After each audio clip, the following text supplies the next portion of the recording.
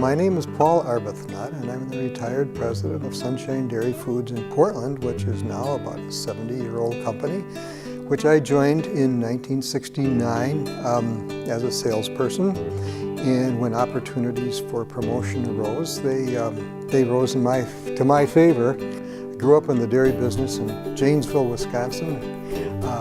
Small dairy, family dairy business, whose future I could determine was not going to be forever. And so I picked up my family and my goods and moved to Oregon, and Tony Larson was kind enough to give me a chance at what I thought was just the finest dairy company in Portland. My dad was a dairy farmer whose bad luck during the Depression occurred when milk prices fell in half and his debt did not go down. And he already had established a small route in town, and so he sold the cows and moved to town. And so I grew up running the bottle washer and all the little small dairy things that used to be the trend, delivering milk to homes, door to door, this sort of thing. Having graduated from University of Wisconsin in Madison and having classes at Babcock Hall, which I'm sure other people recognize the name of, it was a natural thing for me to stay with the dairy business when I decided I'd like to live in the Northwest. It's a great population. It's a kind of a health-oriented population. They seem to be a little bit more progressive in the good sense and aware of good eating. And I've always thought, of course, that dairy foods made the very best eating combination of all. Dairying on the farm level in Oregon is extremely high quality.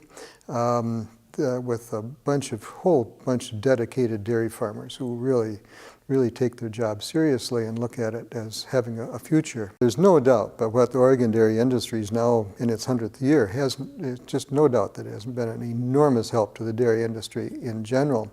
I became involved in 1980 when Tony Larson retired, and I took over his role of being active in Oregon dairy industries. And I was always very encouraging of our people to come down to the meetings, to the conference, because of the terrific programs that people like Floyd Bodyfelt and later Elizabeth Goddick put together that were so good for the quality assurance staff, but not specifically for them, for the plant production people. Anybody involved in the dairy industry was bound to learn things from not only being here to hear the presentations, but to mix it up and network with other people. I think that it's recognized as one of the best dairy conferences in the country, is witnessed by the fact that so many people from out of state find an opportunity to get here to come to this conference. It's really a great organization, and Oregon State's role in it has been crucial, and fortunately we've had good people representing us from Oregon State in it. One of my favorite topics in the dairy industry deals with Tony Larson. Tone Larson moved out here in 1929 from the Dakotas, South Dakota, and became involved with Sunshine Dairy during the war, and became such an enormous leader and sort of the unofficial mayor of dairydom in Oregon for so many years. He hired me in 1969. He was the general manager of Sunshine Dairy. He hired me, and I started out as a salesperson. And if there was one person I knew I could go to ask questions about, he tended to be abrupt. If you asked a dumb question, you wanted to kind of be sure that your question made sense, because if it didn't, he would let you know it was a pretty stupid question. Everyone knew Tony, everyone loved him, and he was instrumental on the campus. He was instrumental with Oregon Dairy Industries, and just in general to talk dairy up, talk the college up. A good friend and a good person and a good leader.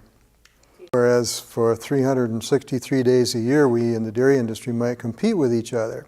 There are a couple days each year when we're colleagues and we are together, we are sharing common problems and obviously coming up with solutions. We're having a good social time and a good business time. It's an incredibly valuable 2 days in which some really good people, I've always felt that the best people in the world were in the dairy industry. They represent such a healthy thing.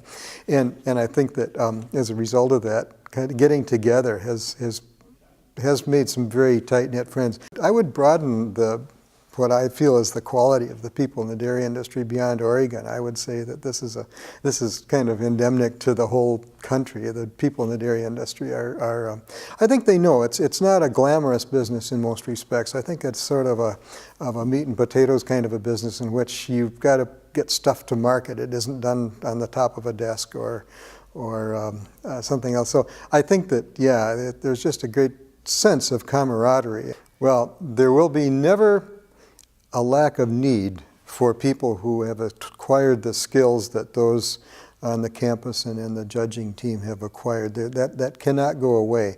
Technology can change and all sorts of things can change, but the thing that won't change is the need to bring wholesome, healthy food to market. And these people are extremely well-trained and attuned to the need to do that. And I mean, the function that they're performing, not just the judging team, but all the kids who graduate in the program, will probably never be without a job, but they certainly will always have the distinction of being part of a really an important and necessary and good, wholesome industry.